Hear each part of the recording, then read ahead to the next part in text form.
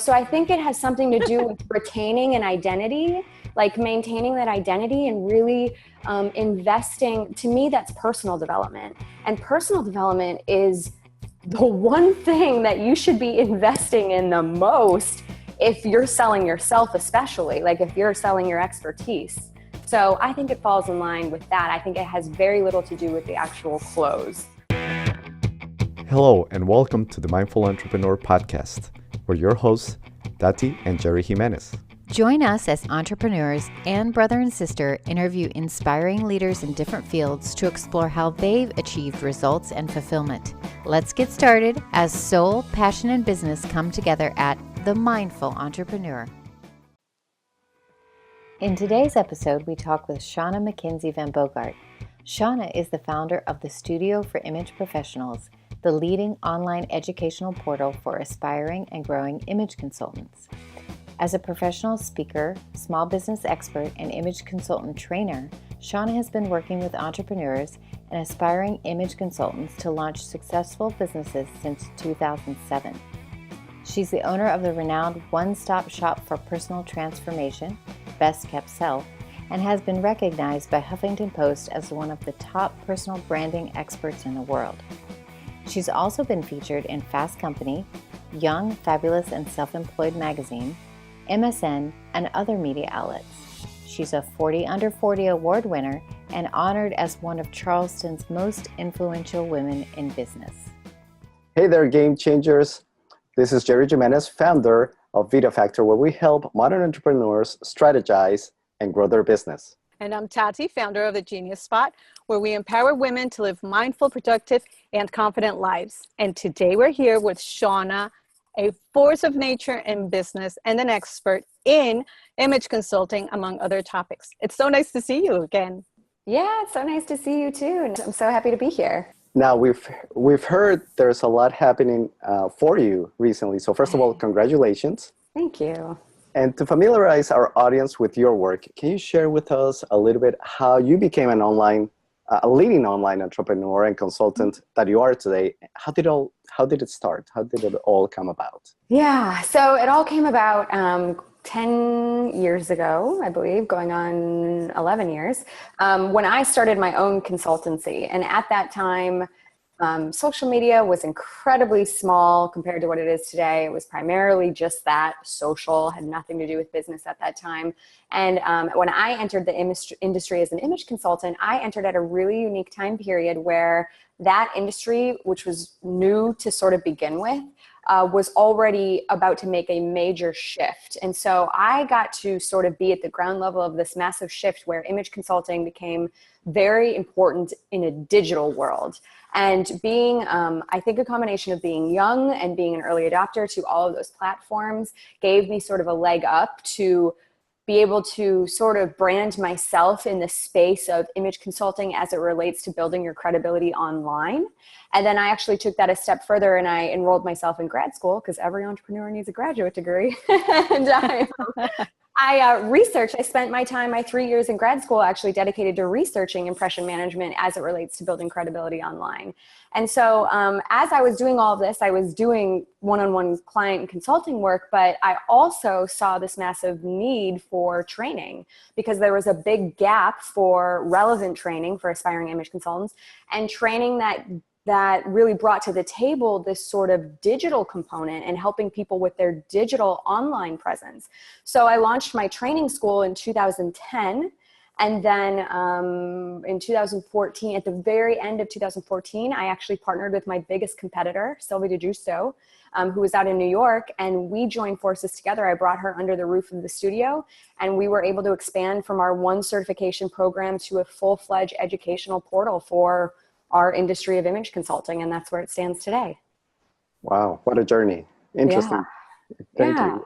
What would you say has helped you take your business to a new level? I would say client engagement. I mean, really, really delivering an outstanding service. It's kind of been my sort of like mantra that I tell my clients is the difference between good and outstanding work is outstanding work sells itself. And I think because of all of the hats that we have to wear and all of the platforms that we have to be on, a lot of business owners I've noticed are falling into the trap of being in their business and doing all that administrative stuff and doing all that marketing. And that only leaves them this amount of time to actually deliver their service. And if you only have that amount of time to deliver it, it's probably not going to be done in an outstanding way. And I think the worst thing that can happen to a company is they settle for good work when they should be doing outstanding work. Because if it's outstanding, then your clients rave. And then you can build a referral-driven machine. And I think, to me, we've forgotten that. We've started relying on marketing funnels and Facebook ads. And I'm not saying any of those things are wrong, but what would happen should tomorrow a light switch go off and you couldn't use social media to promote your business? Do you have backup channels in place to drive customers in? And so I think, we both in my studio business and in my coaching business, the delivery is so strong because I have created the space. I've managed my time in such a way where I'm completely present, that my clients feel it. They have an amazing experience. I have an amazing experience, and my referrals. And I don't have to worry about all the marketing funnels and the email marketing and all that. You certainly need both. So again, I'm not sitting here. I definitely don't want people to take this and take away from this that I'm saying, get off social, because don't do that. You need both, but there's a balance there to be had. One of the most obvious things that it was key to my success was partnering with my biggest competitor too. I can't leave that off the table, and I cannot express enough the power of collaboration. And instead of seeing competitors as competitors, seeing that as an opportunity. And if I wouldn't have partnered with Sylvie, I would be nowhere close to where I'm at with my business now and what we've done with the studio through that collaboration. So I challenge people to look at their competitors and see if there's any opportunities to be had.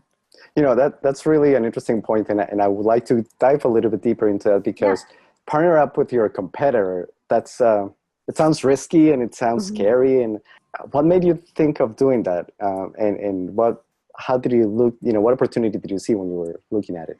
Yeah, so she had actually reached out to me years prior, and I immediately, after just a brief 5-minute scoping her out on her webpage and whatnot, said, I need to meet this woman over Skype. And so we got on Skype, and truly it was a very big intuitive feeling for both of us. When we met each other, we were like, yes, you get this industry on the level that I get it, and you're coming from the same perspective. So after we met on Skype, 2 weeks later, we both flew into Boston and we met in person. And we sat down for, I believe, 2 or 3 days. And we initially thought we were going to write a book together. That was her idea. And we kind of fleshed that out, and then we decided this wasn't going to be for us. And then we just kind of kept in touch the next 2 years, and I started the training school, and I know somewhere in a notebook it exists, but I had written down prior to all of this that I want this studio business to have a partner who ideally is well-versed in corporate image consulting, because I was not. I'm a personal image consultant, and who ideally lives in Manhattan. That would be fantastic, and is very technically savvy. And Sylvie hit all of those. And so when she showed up, I was like, this is what they talk about when they talk about manifesting. And so she called me up one day and she said, Shauna, I'm probably going to launch a corporate training course, which I didn't offer.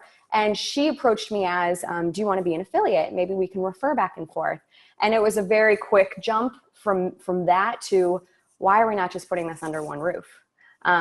So we had already sort of tested the grounds of working together, even though we didn't finish a project, that book we were going to write.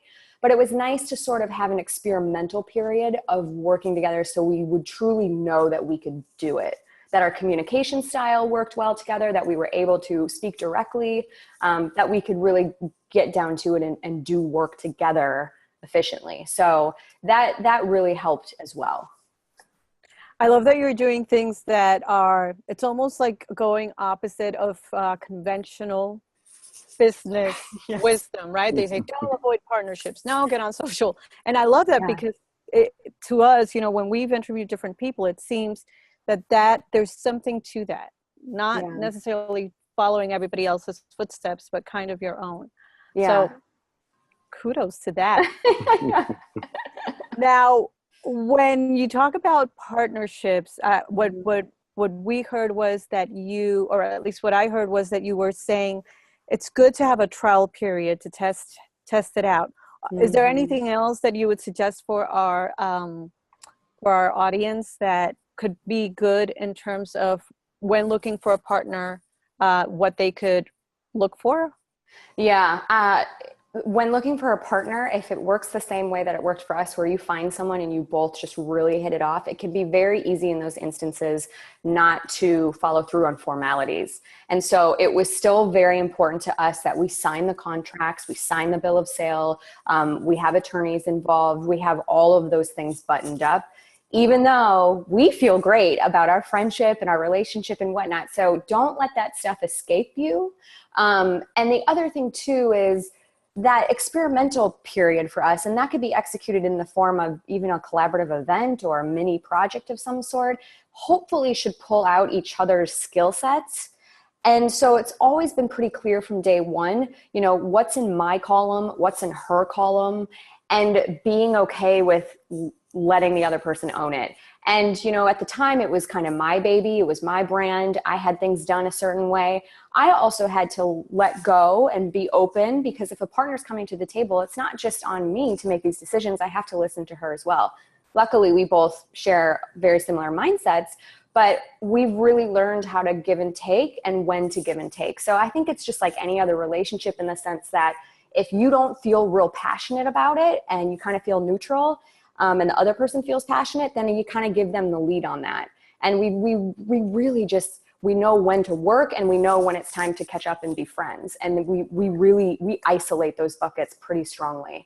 And so I would really recommend that, like, if you're going to do a work vacation, which we often do, then you make it really, you set an agenda, and, you know, you have an hour to catch up, and then you get to work and you make that only work, and be really diligent about staying on track and staying focused. Because I see partnerships all the time that will have these retreats. And when I ask, oh, did you get tons of stuff done? They're like, oh no, we drank wine and caught up. And, like, you know, it was a girls' weekend instead, you know? So you have to be almost, I think, almost as like self-starting and accountable to each other than you do when you work alone. Because when someone else is in the room, it's so easy to get distracted. Does that make sense? It makes perfect sense. We're a family. We live in different places, and yes, everything is on the table. And Yeah. there does need to be a lot of discipline to move things forward. So Yes. we get it. Yes. Shauna, I remember you mentioned earlier on that for you, one of the things that was key was also, and that you held yourself accountable to this, was getting out there and networking with people. Mm-hmm. Can you expand on that? Because that really left a mark. Yeah. Well, because I had all this time on my hands, because I just got terminated from my job, I was like, well, I need to be out there networking. So I started with just groups that I knew were referred to me by other people. One of the first things I went to was a local women's conference. That organization I'm still very much involved with today. I've sat on their board for 7 years now. And I started just going to everything and anything that I could. And I'm a total introvert. And so that made me incredibly uncomfortable for a very long, it still kind of makes me uncomfortable to go into a room, especially alone, and have to work a room. I did it. I mean, I pushed myself to do it because I knew that was the only way that I was going to be able to get my name out. Because again, this is 2007, 2008. There wasn't social media like it was. And so I had to be out there. And I actually had a lot more luck getting involved, not just going to events, but joining committees, joining boards of directors, and getting involved that way. That's what really, I would say, that's where the power is, in my opinion. It's not just simply showing up and shaking a few hands and passing out business cards. And that's a great point. I think most people, you know, or at least some of the people that, you know, when you think about networking, they just think, oh, you know, go there and give out business cards. And it's really when you engage, when you're, you know, I love what you said earlier, when you're present and when you serve, when you start serving, that it kind of makes sense, it clicks, and the connections start happening more naturally as well. Yeah, exactly. And also being really, really clear with people who's your ideal, like, Christmas morning client.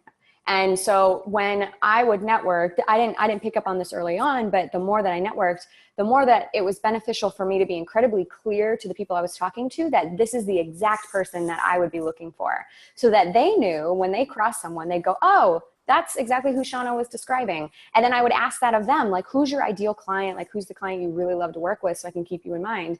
And I don't feel people are doing that enough. They have sort of an elevator pitch, but they're not really specifically stating, hey, this would be my ideal client if you happen to know anyone. And it's such an easy thing to do when you're out and about, traditional networking event or not. Yeah, great point. Great point. Now, as a founder of Studio for Image Professionals, we'd love to pick your brain on that. So let's get a little bit real. How important is image? Important.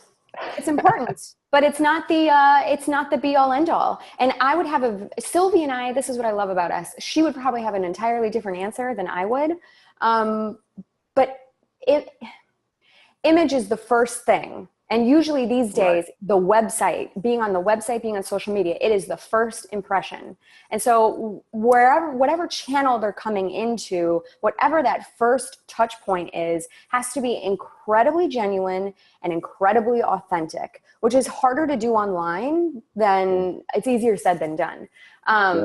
And unfortunately, I think women struggle with this more than men. And so I think image in terms of women, I approach differently than I would image in terms of men when it comes to self-promotion. But women aren't leveraging image as a self-promotion tactic as much as I think maybe men are, or they're doing it in different ways. They have different kinds of struggles. Do I think that if you ruin your first impression, that's it, you're over, like your reputation's ruined? Absolutely not. But these days, your digital footprint lives on forever and ever. Like if you do anything even remotely negative online, it's going to take a long time to bury that deep in the Google pages. So you have to be a lot more discerning and deliberate about what you're putting out there. But again, it's really incredibly difficult because there's constantly new channels, there's constantly new vehicles in which to do that, and people don't know where the lines are of like, can I talk about politics? Should I be sharing my food, or is that too much? It's too like overkill. Should I be sharing my family and my children? Like people are still trying to figure out what's really appropriate and what's not appropriate. One thing that I've never really understood, and I don't agree with, other people might look differently, but the fake it till you make it, I mean, if it's not you, why fake it? Mm-hmm. So, and that brings me to a question for you, because I do think, and I think we're aligned in that sense, that you should look the part. So if, being yourself, you should look the part. For people that are looking to look the part and be successful, what would you suggest? Do what they can within their means. Do what they can within their means. Don't get so hung up on it that it's preventing you from actually doing the work. And that's again, I think that's where people go wrong is with the fake it till they make it, is they put on this persona and they spend so much time with the persona.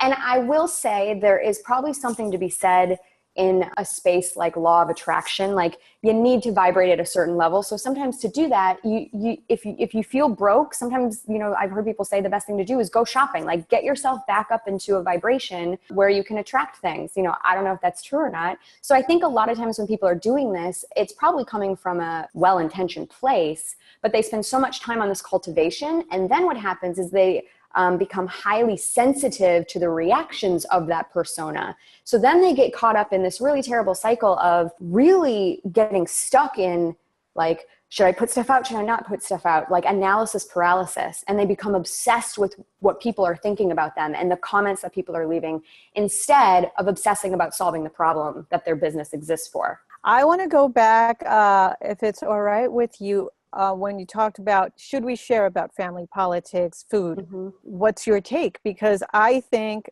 many of us struggle with the personal and the business. Many of us that are online at this point would love your take on that.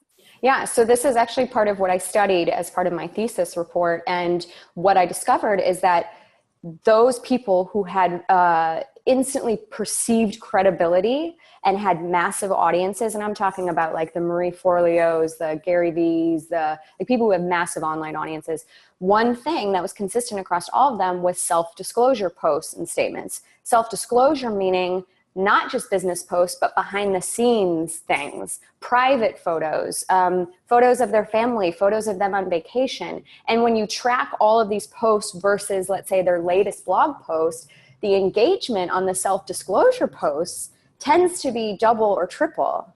And so there's a fine balance there. You need a wide variety of different kinds of posts, but from what I studied and researched, it is absolutely important to have some of those self-disclosure status updates as part of your content calendar, because that's the human side of you. And those are the places that people can build a connection with you on a personal level. And so I personally think it's really important to sort of share some of those things, but in moderation. I have a question in terms about, following up on what Jerry said about looking the part. So if we talk about, let's get offline and talk about the personal aspect, like you were saying, you're finding most of your engagement at this point is offline. In terms of that, there was a debate recently on Facebook about entrepreneurs who are freedom entrepreneurs or whatever, where they do everything from their laptop. And they were like saying, hey, I don't have to take a shower, or I do everything in my pajamas. Then there was the other part that jumped in, and they were saying the 6 and 7 figure entrepreneurs that said, hey, a lot of my financial success has been due to the fact that I look the part even when no one's looking.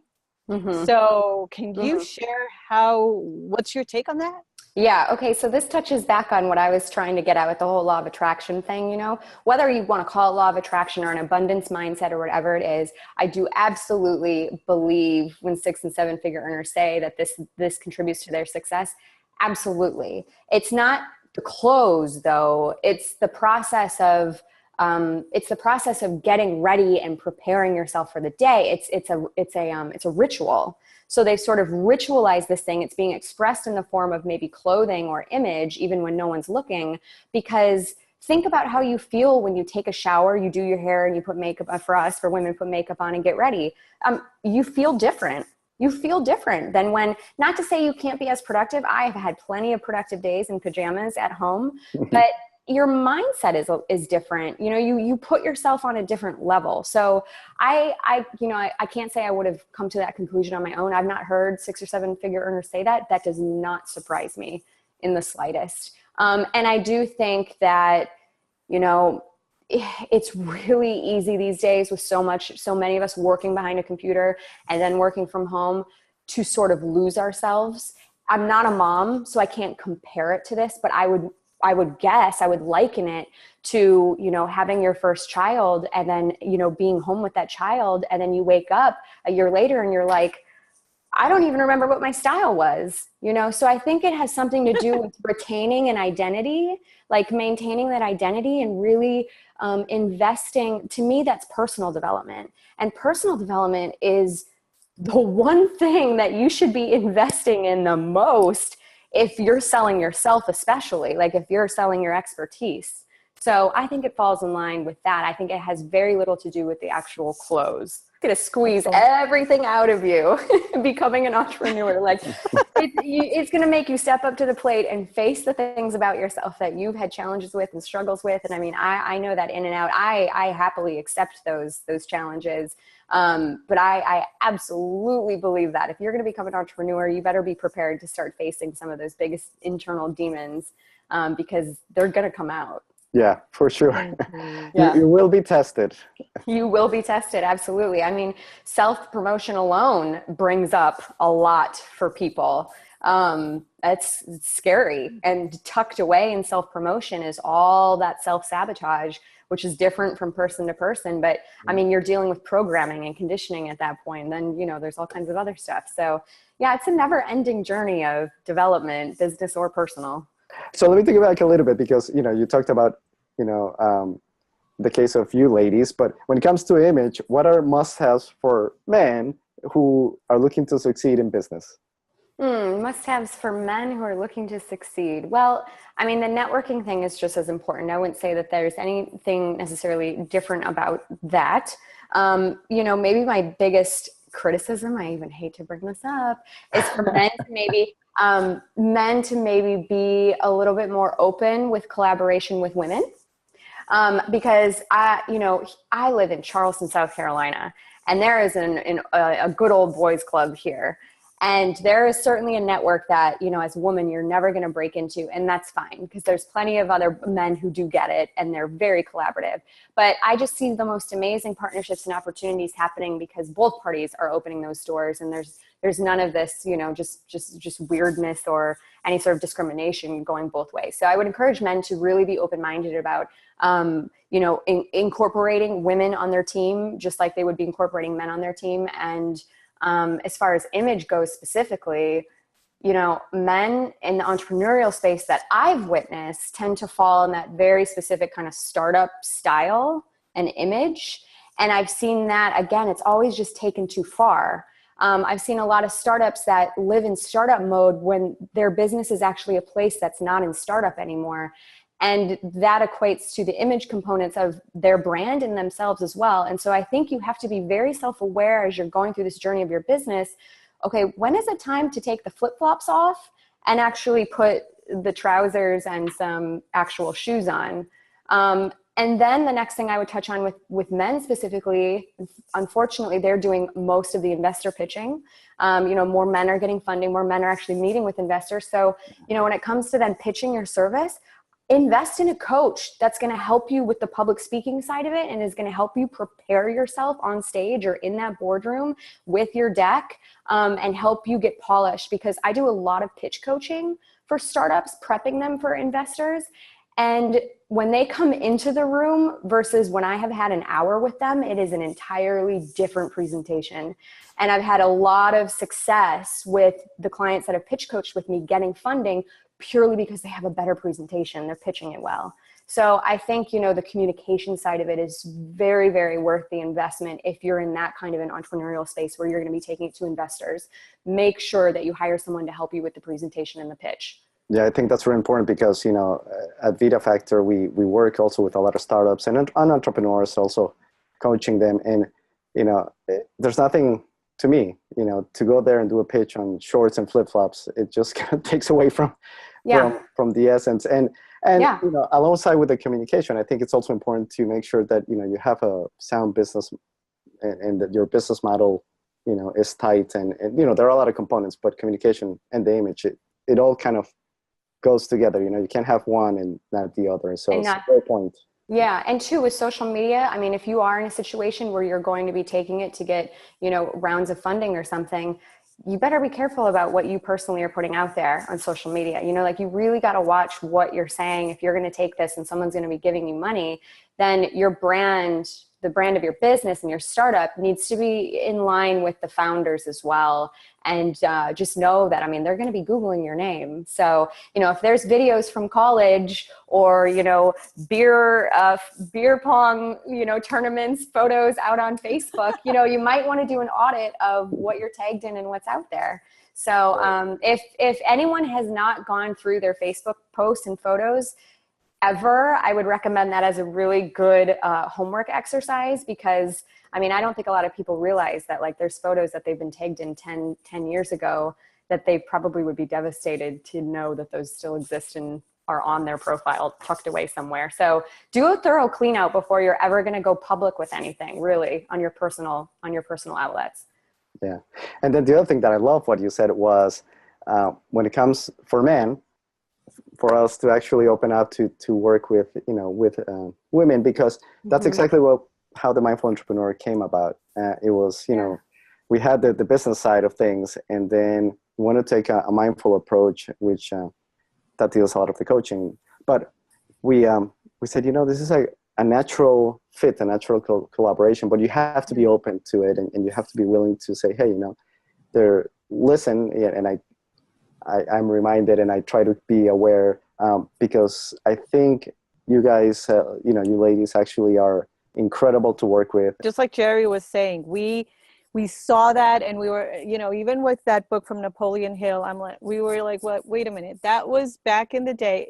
The only people that were interviewed were men. It was so masculine, and we're like, you know, this needs to be at least seeking balance where we help one another. There's also, I think, women tend to make this mistake, and I've seen it, where it's only for women, and then the feminism turns into it's us against them. And I don't think we can ever flourish until we are working together, men and women.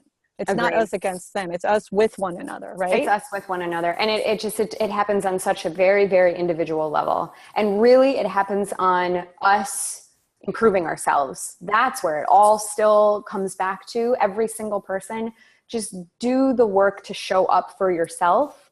Do the personal and the professional development work. Like, that is the best thing that you can do for the world, is work on yourself. And so even with these dynamics, and I know exactly what you're talking about, it still very much so comes back to the individual person. And that is one of my biggest soapboxes. I was just going to say that, that's why we love having successful women in the show, because you guys are showing us you're succeeding because you're actually taking the steps, and you're showing us that collaboration is key too. So thank you. Yeah, absolutely. Back to you. And you recently expanded your brand into a hub for women called Best Kept Self, or your best kept self, actually. So what led you to do this, and how did it come about? So Best Kept Self was launched in 2014, I think. Gosh, that's terrible. I think 2014. Basically what happened was, I had my consultancy early on, my image consultancy. I very much had a passion for image consulting in the communication and behavior side of it, not so much the appearance side of it, but I kind of got backed into a corner with appearance services. So over the first 5 years of my career, I transitioned out to the training studio. I started passing off all my appearance clients to an apprentice, an intern turned apprentice turned employee. So I basically, in a roundabout way, sold her the appearance clients. I kept my personal branding clients. And then when I got my training studio all set up, and Sylvie came in and that was ready to go, I kind of came back around to my original consultancy, which was named after me, and it was Mackenzie Image Consulting at that time. And I was like, this brand doesn't even work for us anymore. It's just, we've outgrown it, and it's not me. It's become this really wonderful hub of various experts as we created these beautiful referrals to everyone in the personal development space, because our clients would come through to us, and yes, they might start with appearance, or yes, they might start with personal branding, but then they're like, I want to eat better, and I want to be healthier, or I need a makeup artist, or so, over the years, just also being out there networking, I was collecting all these really amazing referrals and other experts. And so when I sat down to go, okay, well, what do I want to do with this brand that I really, frankly, didn't feel connected to for about 3 years, and I probably should have let it go or phased it out much sooner. But you don't know what you don't know, right? And so I thought, what do I really want this to look like? And the initial concept of it was that Best Kept Self was going to be this hub where women could come and have a one-stop shop place to connect with experts for whatever they were needing. When we launched it, we had a great launch. We had tons of buzz. We did a huge party here in Charleston. We had a sponsorship with InStyle magazine. I mean, it was a really great experience, but almost like within the first 3 months, it pivoted to an entirely content digital driven platform. People were still coming to us to book image services and whatnot, but we were finding we were putting out so much content, and that was not in the initial sort of plan for it, that we opened that gate to contributors across the world. And then for the next 3 years, I think there's like 70 or 80 contributors that have produced content for Best Kept Self. So very early on, I kind of like took my hands off the wheel and sort of let the audience drive what this platform was going to be. And I actually stepped away from trying to make it a business, and instead just was like, you know what, this is just a passion project. And so, most people probably don't know that, but I got to a place where I was like, it kind of feels awkward for me to try to get revenue out of this. It's kind of taken on a life of its own through this audience. I think I just need to let this be. And so we developed these amazing contributor relationships who put out the most amazing content about self-care for the self-employed community. And that's where it stands now.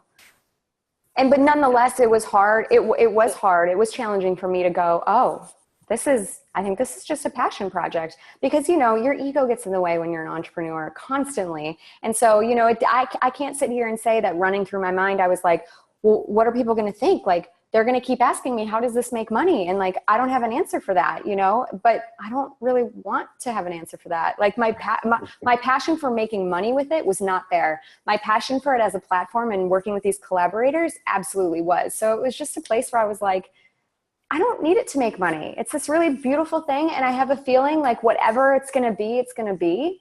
And kind of just took my hands off the wheel. And that was one of the first things. Like, I've been involved in a lot of different projects and a lot of different collaborations. And this was the first time that I ever felt that way, and that I actually listened to it and like stepped back. And it was, I think, a really good lesson for me to learn. And it was a really cool sort of journey to be on, to be at a place where I could do that. Because I don't think I could have done that 5 years before.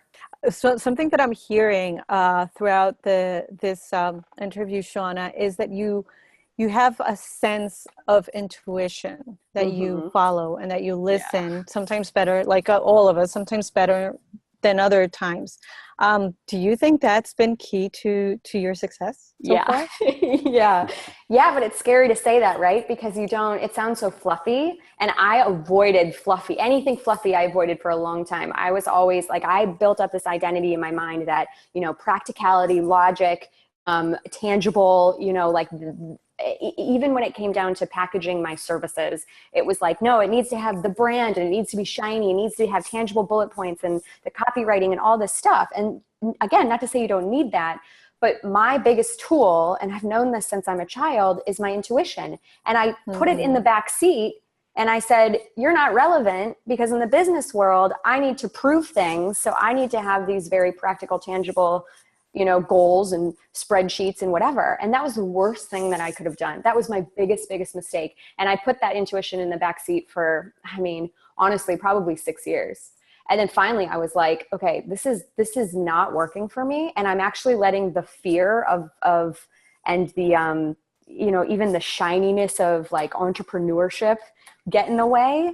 And there's a better way for me to be running my business. And why am I putting this thing in the back seat that really needs to be my driver? So, you know, that was a slow realization to come to, but then executing that, I mean, like, it's changed my entire world, like practically overnight. But we actually have a course and a training specifically for that, because I love that. It's so many of us do that, ourselves included, where it's like, no, that sounds fluffy. No, that sounds too woo-woo. And it's like, you know what? But it's the truth. It is the truth of what has helped, what gives you vision. You know, when you listen to yourself, if you don't want to call it intuition, but yeah. And so you guys completely get it, because, you know, now, like, when you've cultivated that skill set, and especially if you know that's been strong in you since you can remember, that happens all the time now. That happens, and it's like, you don't.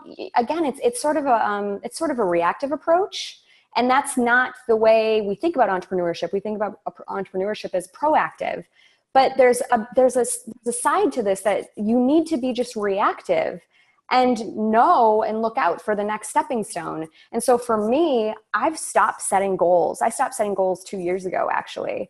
I have ideas of kind of, you know, I think what I want, but I've sort of, you know, stepped back and realized that a lot of it, frankly, is outside of my control. And the more that I step into my gifts and deliver them in an outstanding way, the next stepping stones are always there. So for me, what was getting in the way for me was I was such a visioner, as a lot of entrepreneurs are. And so I would come up with the vision, and then I would do the, like, you know, the vision board, and I would know, like, here's where I'm going and here's what it looks like. But then I would be so distracted by that vision that I would try to rush through the work to get there, or I wasn't doing it thorough. Like, it was a massive distraction. So I actually removed the vision and actually embraced the unknown.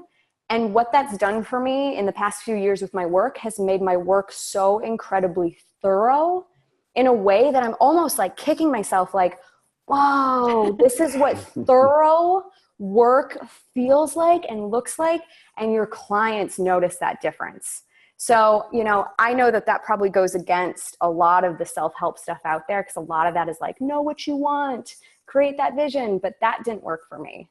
So it might work again in the future, but for right now, like, the unknown, trusting, using my intuition, and I just know this next stepping stone will be there. It always is. Yeah. Great point. You know, I think if you know your purpose and your intuition is aligned with it, things flow, right? They do. Yeah, they absolutely do. You get to enjoy it a little bit more. Yeah. You do. Yeah. Less stress it's and part more of about- productivity. Go ahead. Yeah. Totally. It's about enjoying the process as much as the end goal or whatever. And we do focus on getting clear, but it's different. It's different than making it out there. It's more like getting clear from inside. So anyway, super exciting. Yeah, that's great. When you guys get that launched, you'll have to let me know and send me the link so I can check it out. Of course. Absolutely. Yeah. We'd love your feedback We'd too. love So. to. Yeah. Would love it. So in closing, great conversation so far, and I don't want to leave without asking, what's next? What's coming up for Shauna? What do you got cooking there? Yeah. Well, so in the past 45 days, I actually have re-entered the coaching space after several years of resistance. So June 1st, I think, was kind of my very behind the scenes sort of coming back out into coaching. And a lot of people might say, isn't that what you were doing before? And it was in a very restricted sort of way. And again, I was so resistant to the idea of coaching for my own personal reasons. So I got out of my own way. And of course, the moment that I said that, announced to my closest friends and colleagues, they were like, duh, you're supposed to be coaching. Everyone knows you're supposed to be coaching. And I was like, well, I didn't see it for years. So, thank you all for telling me sooner. Yeah. Why isn't everybody talking to me? Exactly. So I sort of came out of the closet again in the coaching space. And I've been taking that very reactive, like, it's interesting. I'll wake up and I'll go, yeah, that's what I'm supposed to do next to kind of push this forward. And I think honestly, the next biggest thing that's been on my plate for a long time is the book, but that's still a work in progress. And I don't know when that will come out, but there is a book in my future. Mark my words on that. Those take time sometimes. They That's do okay. take time. Yes. Because I know you guys completely understand. So. Oops. Yes. So, but it's all good. It's all good. It's in perfect timing. Mm-hmm. I love it. Exactly. Well, Shauna, it was a real pleasure. We had a lot of fun. You are a great entrepreneur, a great woman, and we learned a lot from you today. And it was so nice to have you on our show today. So we want to thank you, and thank you for being here, taking the time and sharing with us as well. Absolutely. Thank you so much for having me on and spending an hour with me. Great. Thank you. Thank you very much. Hey, and before you leave, both the Genius Spot and Be the Factor want to thank you, our awesome audience, for being part of our podcast. And if you found this episode of value, please share it with your friends and loved ones so they too can join the Mindful Entrepreneur.